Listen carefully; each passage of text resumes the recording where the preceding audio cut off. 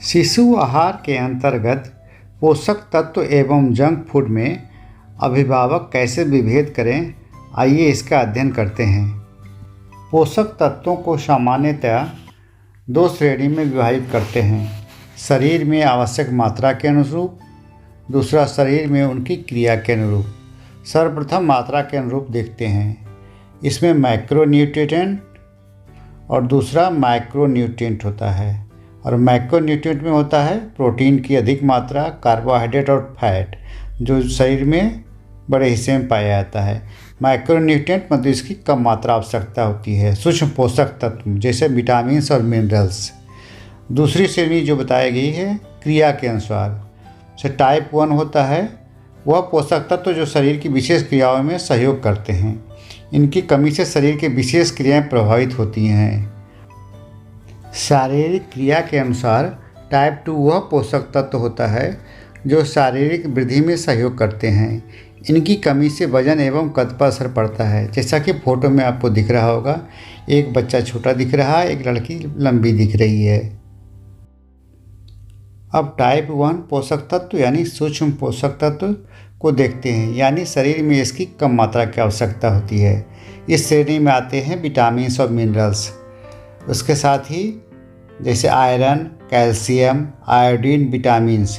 इनकी कमी से शरीर के विशेष क्रियाएं प्रभावित होती हैं एवं ऐसे किसी एक पोषक तत्व की कमी से विशेष लक्षण दिखाई देते हैं, जैसे कि आयरन की कमी से एनीमिया, विटामिन ई की कमी से रतौंधी आदि। अब थोड़ा पिक्चर के माध्यम से देखते हैं कि यह सूक्ष्म पोषक तत्व हमारे शरीर के लिए कितना आवश्यक है। यहाँ पे देखिए पिक्चर के माध्यम से दिखाया गया है, जैसे रोग प्रतिरोधक एवं बीमारियों से लड़ने की क्षमता बढ़ाने के लिए यह आवश्यक है। भोजन को एनर्जी में परिवर्तित करने में सहयोग करता है, नसों की कार्यप्रणाली का नियंत्रण करता है, दांतों हड्डियों का रखरखाव एवं निर्माण करता है, सामान्य नेत्र ज्योति के लिए आवश्यक है, रक्त बनाने के लिए एवं एनीमिया की रोकथाम में मदद करता है, भ्रूण एवं शिशु के मस्तिष्क का निर्माण करता है, कई प्रकार के हार्मोन्स की क्रियाशीलता के लिए भी आवश्यक है। जैसे यहाँ पे थायराइड का ग्लैंड दिखाया गया जो बढ़ गया है आयोडीन की कमी से। अब देखते हैं आईसीडीएस एवं स्वास्थ्य विभाग द्वारा इन सूक्ष्म पोषक तत्वों की सप्लाई किस रूप में की जाती है। सबसे पहले आता है आयरन फॉलिक एसिड, जो कि टैबलेट रूप में या सिरप रूप में दिया जाता है। एनीमिया मुक्त भारत के तहत 6 माह से 5 वर्ष के बच्चों को सिरप दिया जाता है 1 मिलीलीटर सप्ताह में 2 बार।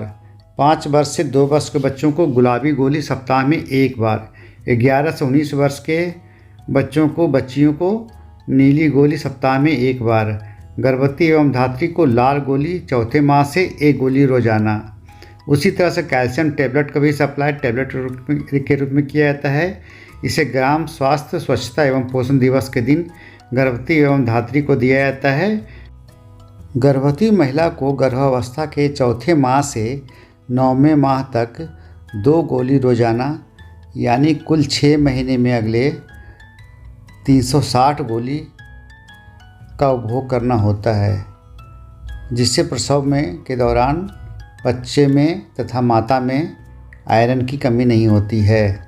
साथ ही विटामिन ए सिरप दिया जाता है, जो कि बाल स्वास्थ्य पोषण माह के अंतर्गत भी दिया जाता है। इसमें 6 माह से 59 माह के बच्चों को सिरप आधा ml वर्ष में 2 बार तथा सैम एवं मैम से ग्रसित बच्चों के लिए भी ये प्रदान किया जाता है।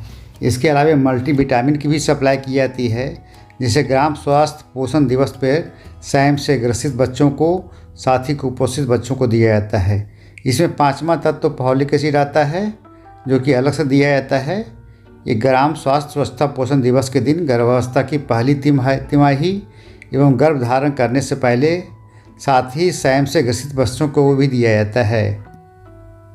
अब इसमें आवश्यक न्यूट्रिएंट वाले कुछ खाद्य पदार्थों का नाम दिया गया है, पिक्चर भी दिया गया है, जैसे हरी पत्तेदार एवं पीले रंग की सब्जियां, साग, चौलाई, पालक, सहजन, अरबी के पत्ते, सोया, मेथी, बथुआ, गाजर आदि।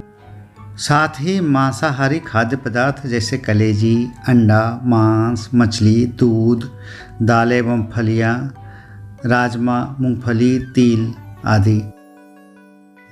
कुपोषण के स्तर में अपेक्षित सुधार न होने के कारण सामान्य खाद्य पदार्थों को भी फोर्टिफाइड किया जा रहा है, जैसे कि fortified rice, iodine salt, fortified तेल, फोर्टिफाइड पोषाहार जिसमें कि विटामिन्स, मिनरल्स वगैरह, आयोडीन्स वगैरह मिलाया जाता है।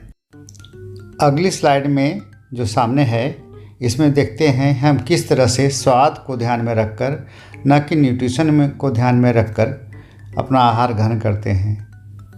आजकल स्वाद, सुगमता एवं मल्टी प्लेटफॉर्म प्रचार के दृष्टिगत हम कितनी आसानी से मैगी, चाउमीन, कोला, चिप्स, पुडीज, नमकीन, चॉकलेट, चिप्स, पिज़्ज़ा, आइसक्रीम जैसा कि इस फोटो में दिया गया है उसे ज़्यादातर बच्चे एवं वयस्क बच्चों को खिलाना पसंद करते हैं, जो कि निहायत ही गलत है। इसीलिए इसमें क्रॉस करके दिखाया गया है, यानी इन चीज़ों का सेवन हमें नहीं करना चाहिए। बच्चों को तो खासकर नहीं करना चाहिए, वरना सामान्य आहार लेने में बाद में दिक्कत आती है। इन चीज़ों का न्यूट्रिशन वैल्यू नगण्य होता है। जैसा कि मैं कह रहा था, ये जंक फूड के बारे में देखिए डिटेल दिया गया है। जंक फूड का मतलब ही है कूड़ा कचरा, यानी कूड़ा कचरा खाना। वह खाद्य पदार्थ जिसमें वसा यानी फैट, शुगर एवं नमक की मात्रा अधिक हो एवं पौष्टिक तत्व जैसे कि विटामिन, मिनरल्स इत्यादि काफ़ी कम मात्रा में हो। जंक फूड वह खाद्य पदार्थ होता है जिसमें प्रोटीन, विटामिन्स, मिनरल्स आदि पौष्टिक तत्वों की मात्रा बहुत कम होती है और मुख्यतः फैट, कार्बोहाइड्रेट, नमक, शुगर की मात्रा अधिक होती है, जो इससे शरीर के लिए हानिकारक बनाता है। अल्ट्रा प्रोसेस्ड, ये ज़्यादा अल्ट्रा प्रोसेस्ड होता है, जैसे कि पैकेट खाने वाले खाद्य पदार्थ, अचार, जैम, चिप्स, रिफाइंड आदि। इसमें खाने के रंग और कृत्रिम स्वाद भी मिलाए जाते हैं। जंक वर्ड का अगला लेटर है एन, यानी न्यूट्रिशनली इनएप्रोप्रिएट। उसके बाद आता है C, caffeine carbonated colour. Caffeine carbonated colour युक्त चाय, coffee, cola, soft drink. Last है एस, शुगर युक्त पेय पदार्थ जैसे जूस, कोला आदि। आप जानते नहीं होंगे, जूस वगैरह में या कोला में आर्टिफिशियल स्वीटनर डाला होता है। कोला में तो हाईली शुगर डाला होता है, जो कि बहुत ही नुकसानदायक होता है। सरल शब्दों में कहते हैं कि ये कूड़ा खाना है या कचरा खाना है। अब थोड़ा डिटेल में और देखते हैं कि जंक फूड कैसे हानिकारक है और इस प्रकार के खाद्य पदार्थों के सेवन से क्यों बचना चाहिए। छोटे बच्चों के परिप्रेक्ष्य में देखें तो यह केवल पेट भरता है, पोषण नहीं देता है। चूँकि छोटे बच्चों का पेट छोटा होता है, तेज़ी से बढ़ते शरीर को बहुत अधिक पोषण की आवश्यकता होती है। इसलिए खाने की थोड़ी मात्रा में बहुत अधिक पौष्टिक तत्व जैसे प्रोटीन, कैलोरी, विटामिन एवं मिनरल की आवश्यकता होती है, यानी पोषण से भरपूर खाना होना चाहिए। जंक फूड खाने से पेट तो भर जाएगा, परंतु पोषण नहीं मिलेगा और सीखने समझने की क्षमता भी कम हो जाएगी। जंक फूड में स्वाद तो भरपूर होता है, परंतु पोषण कुछ भी नहीं होता है। छोटे बच्चों में जीभ पर स्वाद कोशिकाएं एक वयस्क की तुलना में कई गुना अधिक होती है।